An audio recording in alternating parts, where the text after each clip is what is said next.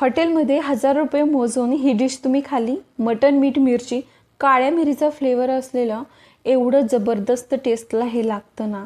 तुम्ही एकदा बनवलं तर नेहमी याच पद्धतीने मटण बनवाल आणि हीच डिश खाल. त्यासाठीचा सिक्रेट मसाला बनवूया. 2 चमचे धने घेतले, 1.5 चमचा काळी मिरी, अर्धा चमचा जिरं आणि अर्धा चमचा बडीशोप. 3 लाल मिरच्या घेतलेल्या आहेत. कोणतीही मिरची घेतली तरी चालेल. 2 ते 3 मिनिटाकरता हे कच्चे मसाले छान परतून घेऊया. यामध्ये ना काळ्या मिरीचा फ्लेवर थोडा जास्त असतो, त्यामुळे बाकीचे मसाल्याचं प्रमाण अजिबात वाढवायचं नाही. आता यामध्ये मिरची ॲड केली आणि एकदम फाईन पावडर याची बनवून घेतलेली आहे. बघा, अगदी 2 मिनिटांमध्ये सिक्रेट मसाला तयार.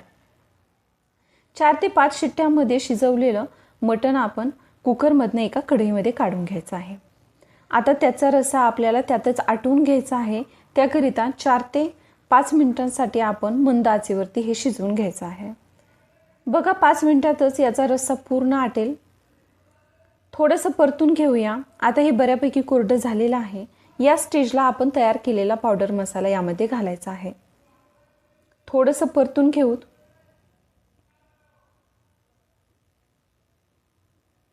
आणि बारीक चिरलेली कोथिंबीर वरतून घालायची आहे.